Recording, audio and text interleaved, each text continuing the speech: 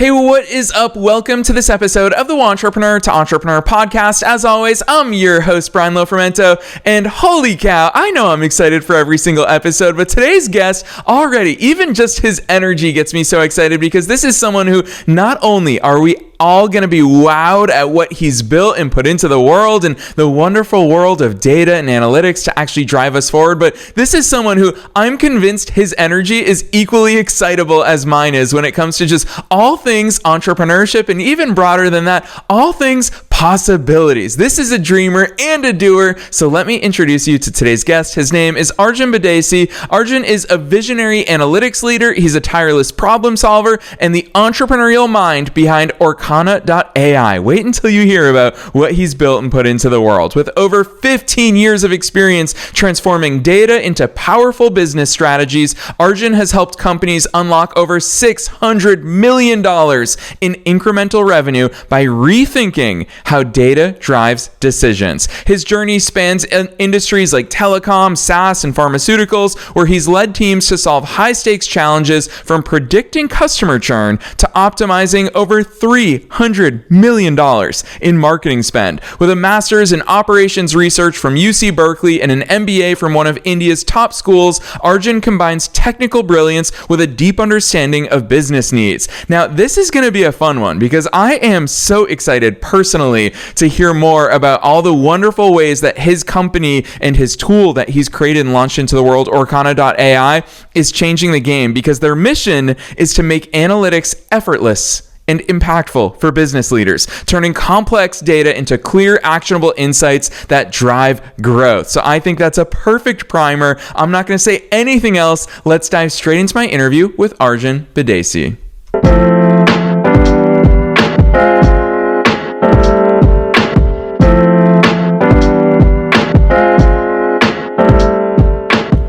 All right, Arjun, I am so very excited that you're here with us today. First things first, welcome to the show. Thank you so much, Brian. That was a great introduction. Thank you so much. Well, Arjun, you make it easy because truly I mean it. You are excitable. All the things I found about you, I've read about you, your energy shines through. So let's kick it off there. Take us beyond the bio. Who's Arjun? How'd you start doing all these cool things? Absolutely, Brian. I've been someone who's been pulled into at least 10,000 fire drills in my career. Now, a fire drill happens when, for example, a CFO of a high-growth company wakes up at 6 a.m. on a Monday and notices that last week's profits declined by about 15% week on week. Guess what happens during the course of the rest of the week in that company? It's chaos. Revenue team, data teams, marketing teams, growth teams, customer success teams, almost all aspects that inform product margin are running their investigations. The kicker, it's extremely high pressure. Everybody that reports to the CFO is on the hook.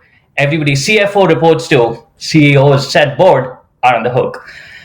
Now, some data scientists are on a vacation, some business leaders are on away, and everything in this place looks as investigations are going on in silo. It used to keep reminding me of this Indian parable that I believe was eventually translated by John Sachs on 6 blind men and the elephant, where everyone, while discovering the elephant, is partly in the right, but all are in the wrong. Sometimes the elephant disappears. Sometimes a bigger elephant shows itself, and very rarely the entire picture or the actual root cause is uncovered. For over 15 years, I had seen this across several industries, SaaS, pharma, marketplaces, and all company sizes, be it a Series B company, a Series G company, or a $1 billion or multi-billion dollars companies. They're always wanting to know what happened, how did it happen, how do we fix this? And most questions at best were left unanswered. I got to witness how disconnected metrics, rigid dashboards, and overwhelmed data teams, which I have been a huge part of mostly, were functioning in silos and leaving the leaders flying semi-blind, if not fully blind. Over the course, the intelligent laziness in me tried several ways to ease my life, came up with these few accelerators, code snippets, Excel workbooks, so that I could at least think of ways to get to the answer faster. Then I started to realize, there is probably a way for me to productize this. That's what inspired me to build Orcana AI. It's a product that works like a super analyst and can be used as the first line of defense or first thing to get to if you have a question, be it business leaders or data scientists. You can start your hypothesis here. It's built to deliver answers explainably, reliably, and always accurately. And now, thanks to LLMs and Gen AI, it does the translation of these insights in plain English.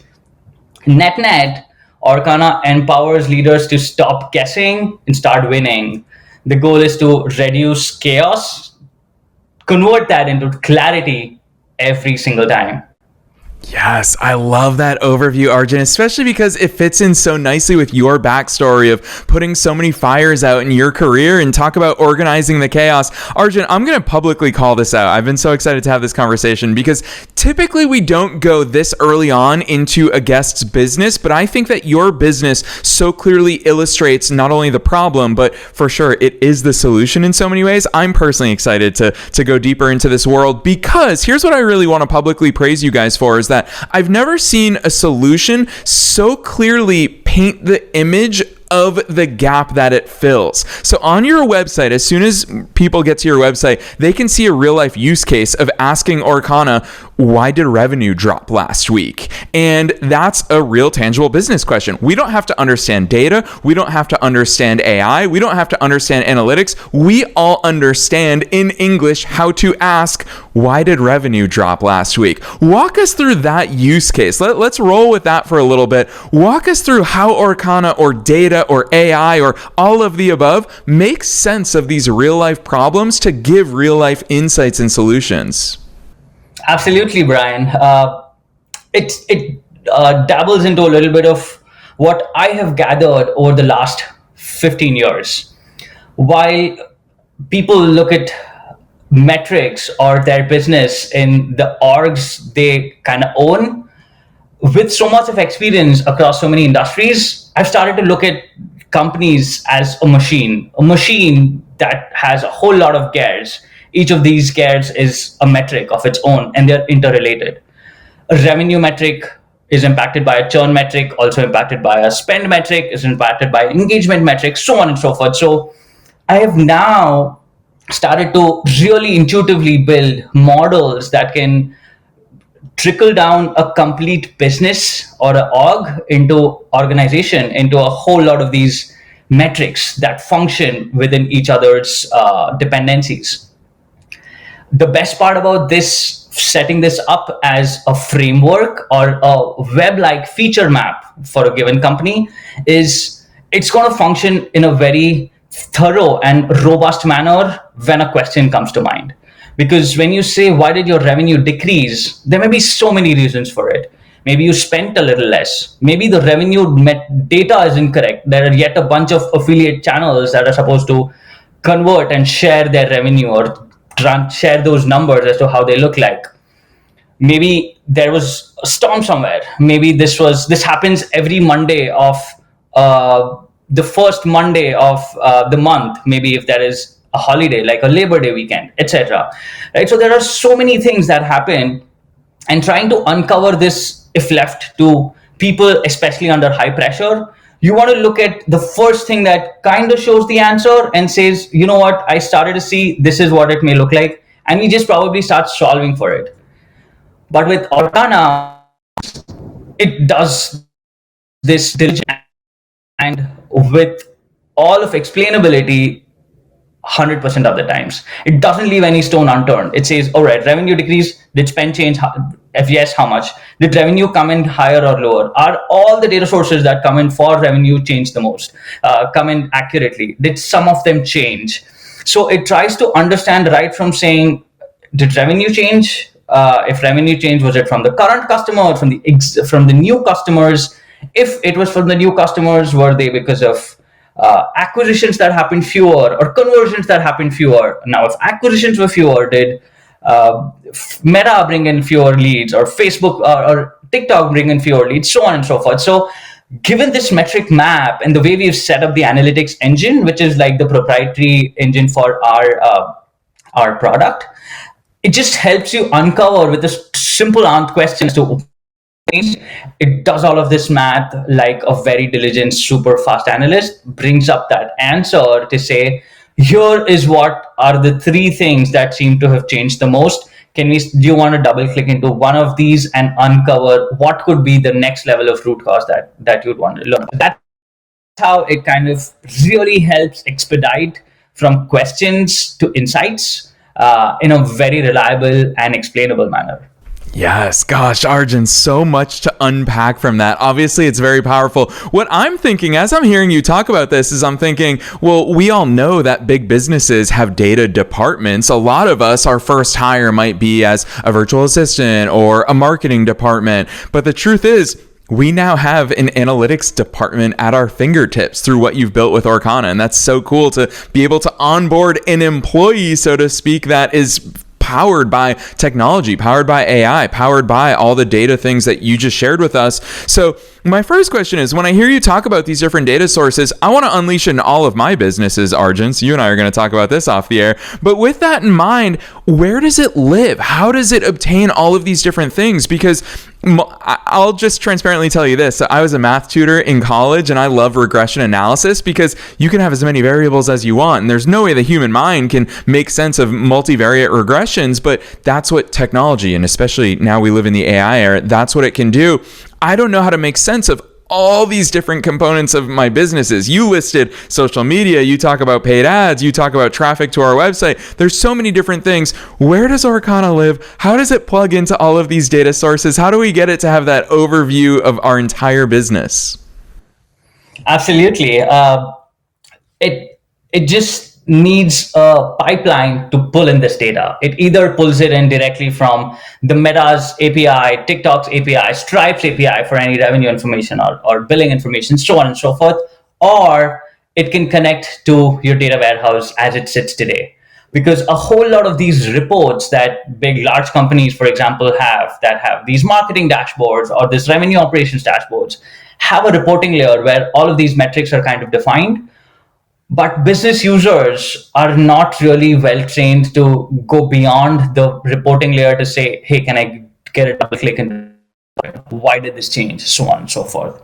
So the data that is sitting wherever this is the data is as readily available as possible. And what is the gap between wherever that data is to what is needed to make sense of a business question. We start slow when we onboard Orcana into any company. We identify a department which is probably the most underserved or the most insights hungry because it changes a lot, and that department's performance is probably very critical for the entire strategic goals of that company to come through. So what we do is we identify a use case, we identify what are the 2 or 3 metrics that really need to be nailed within this organization. We identify and come up with all the dependency maps for those 2 to 3 metrics to ensure that if profit margin or contribution margin is what you need to obsess about, if you want to obsess about higher lifetime value, that's yet another metric. And then we work backwards from there to keep sourcing these data sets or ways to identify what these metrics sit like. So we have a logic engine in place.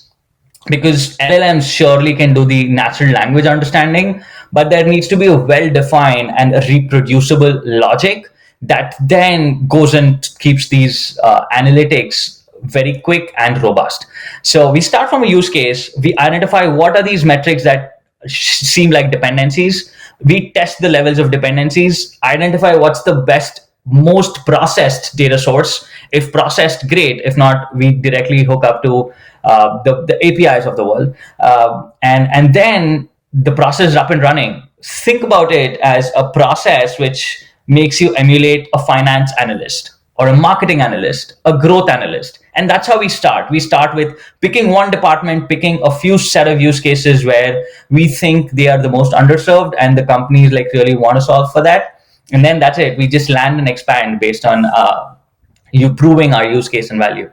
Arjun, I love the way you articulate that. We land and expand, and I think that expansive thinking, it's on full display for us here today because you just introduced a term. Arjun, I've never heard those words combined, a dependency map. You pick a metric, but then, and you and I can obviously see each other. A lot of listeners can't see us right now, but you showed that trickle-down effect of the fact that that metric is driven by probably 20 to 50 other metrics along the way. Paint that picture for us, and let's use revenue as the example because I know a lot of people, when we talk about revenue, they just go straight to sales. Am I converting my sales conversations? Give us a real life overview into some of that dependency map that you painted that picture for us.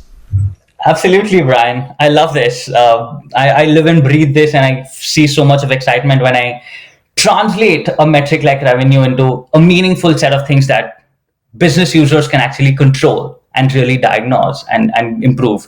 So revenue is a function of, say, two things. One is the number of customers and the revenue being generated from each of these customers. Now, if revenue changed, you could look at these two and say, did number of customers go down, or did the average revenue per customer go down? Now, assume we go with the average revenue per customer, we then go down to say, of these average revenue per customers, are there certain segments or some certain categories of these customers that have suddenly started to give us less revenue, generate less revenue? Or are there any new versus existing customers that are signing up for lesser tier values or lesser tier services? And that's how we try and understand, is revenue per customer the key thing that we need to double click into? And if yes, which segment or which kind of an offering? And then from there, we get down into saying, were they on the trial period for shorter period? What industries are they coming in from? Is there something else that we can fill into and see why this average is going down? This is like one area or one path that you can take when you're talking about revenue.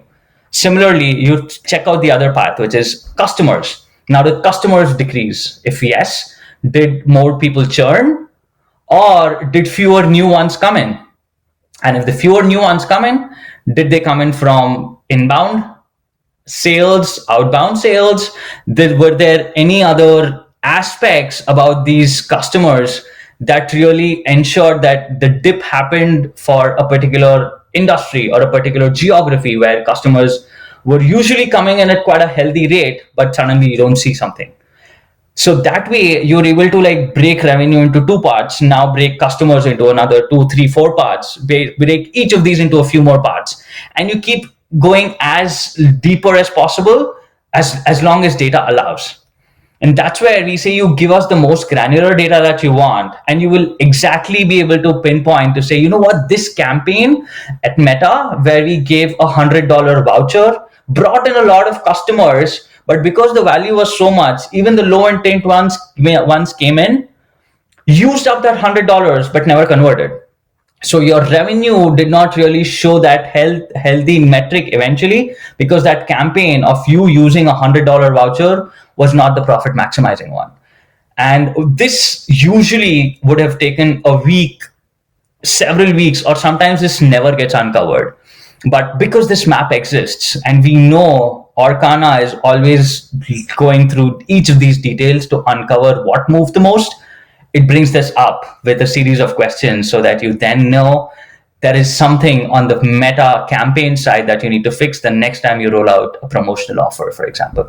Yeah, Arjun, so cool. What I think is really fascinating about the way that you talk about data is, I feel like, again, I'm going to come back to that expansive thinking that you have. And I know that for you personally, it comes through the fact that you've worked across so many different industries. You've seen behind the scenes of a lot of different companies. I can tell you from my vantage point, just being an entrepreneur for 16 years, and obviously I talk to entrepreneurs every single day of my life, I find that certain industries are more data friendly. For example, anytime I talk to someone in e-commerce, they love data. They get as many data points as they possibly can. But Arjun, I'm going to let you speak directly to the listeners here in the audience today, is that a lot of times people outside of that, in the service-based business, for example, I'll pick on them for a minute, they've convinced themselves that, oh, I'm in the people business, mine isn't as data heavy, and I don't have conversion analytics from my website, and I don't have these long marketing funnels.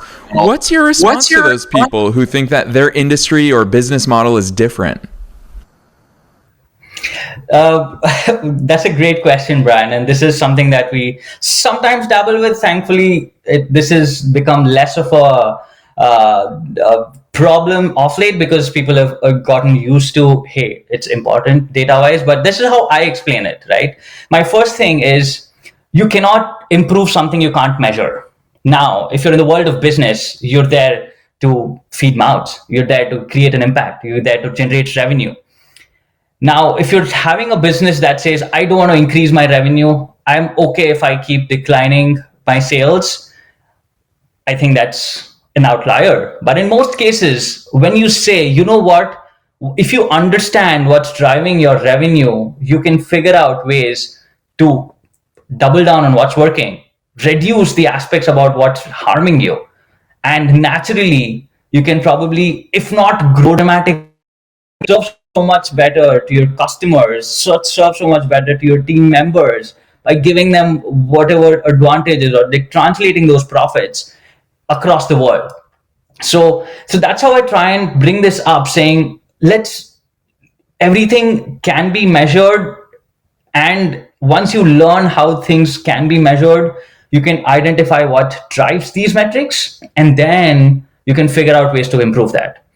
And that's how I convince them, saying, you know what, give me an example. Tell me what's your biggest pain point. And they're like, customers churn, but there's basically like 25 things that happen. One of them is it's very disparate, etc. And I'm like, sure, give us your data.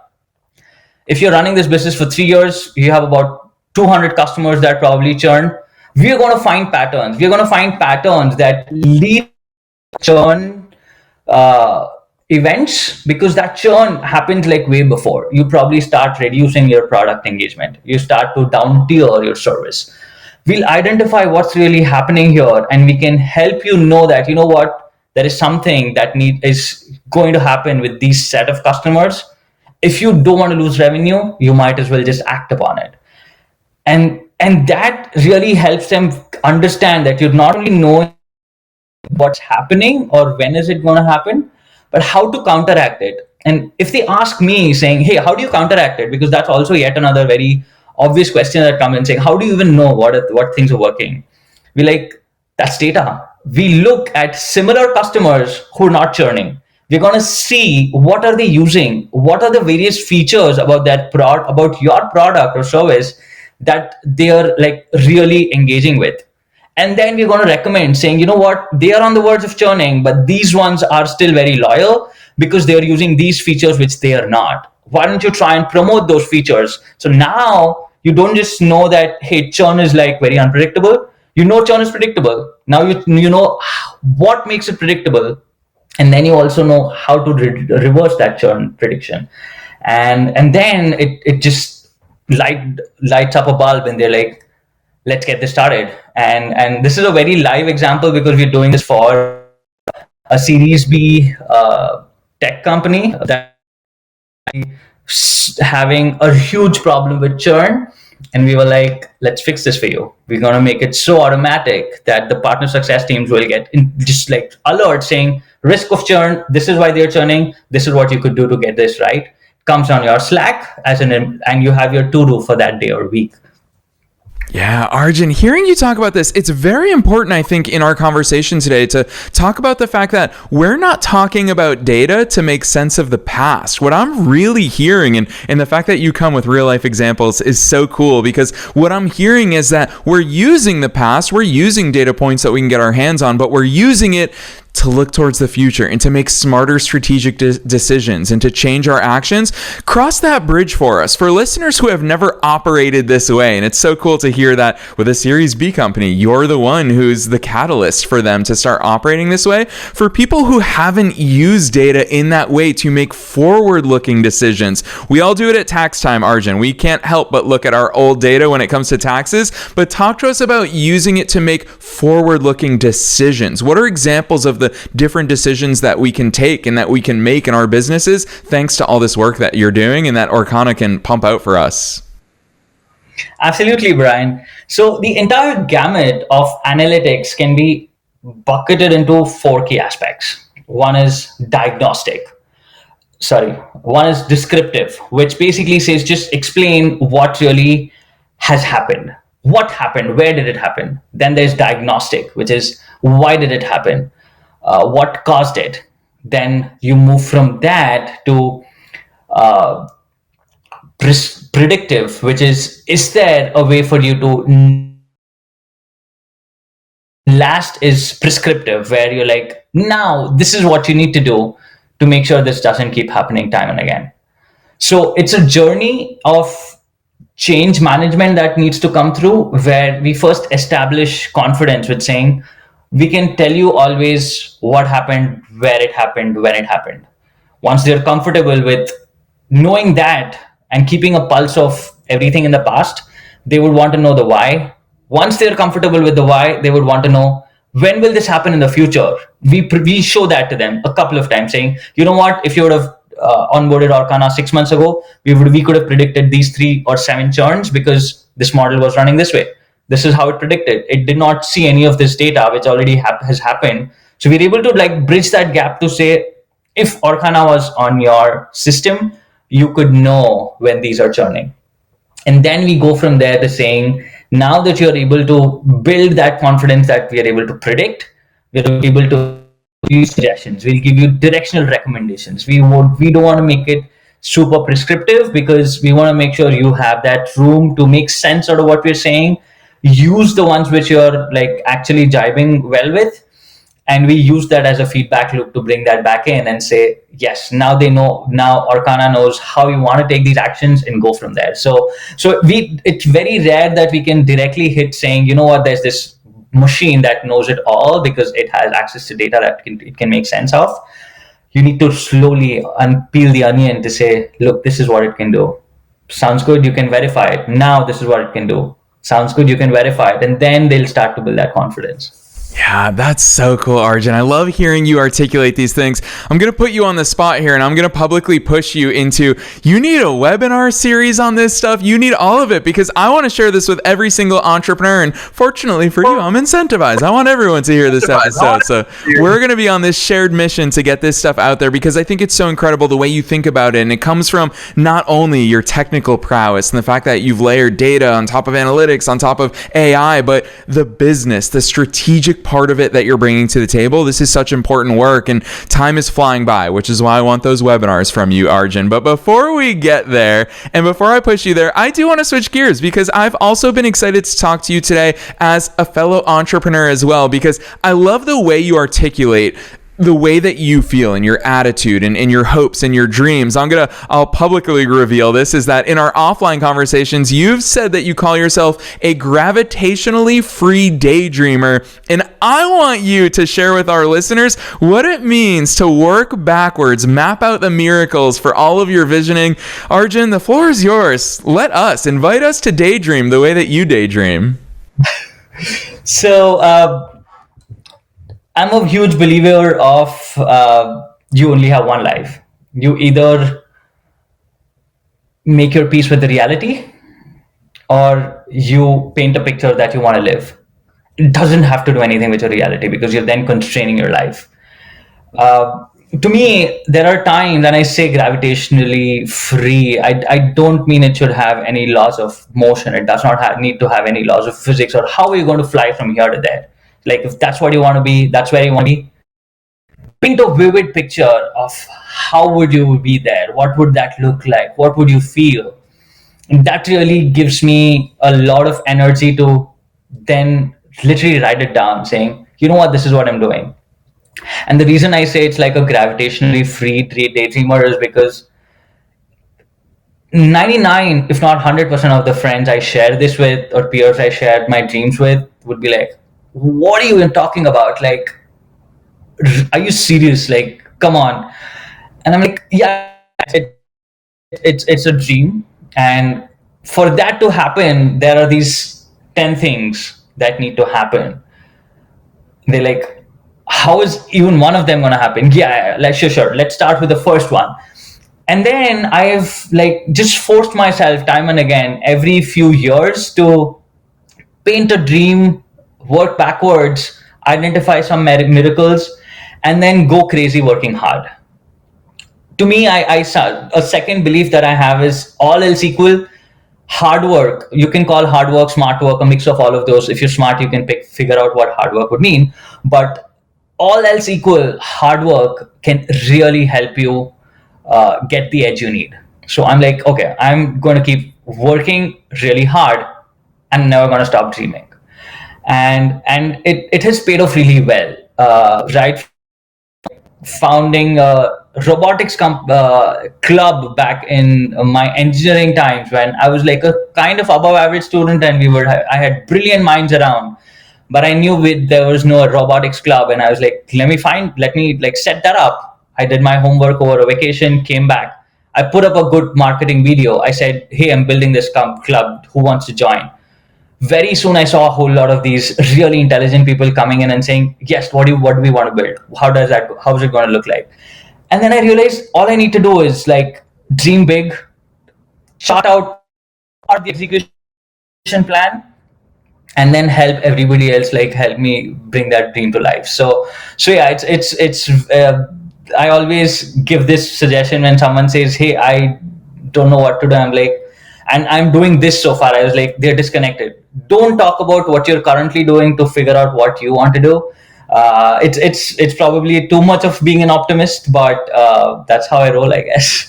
Yes, I love that. No such thing, Arjun, as being too much of an optimist, because the world will always knock us down. So inside, it's so important for us to be limitless in our thinking. It really fits in. Arjun, I don't have it in the current podcast studio that I'm in, but I used to have a neon sign that said, never quit your daydreams. And I've so loved that concept of, we talk about daydreams as we're looking off into this far off place, just imagining a different future. Well, if that's what we're doing it for a reason. It's worth paying attention to those daydreams. So I love the way that you approach not only business, but also life. With that in mind, I am going to ask you a huge question here at the end. It's super broad. You can take in any direction you want. And that is, what's your one best piece of advice? Knowing that we're being listened to by entrepreneurs and entrepreneurs at all different stages of their own growth journeys, what's that one thing that you want to leave them with today?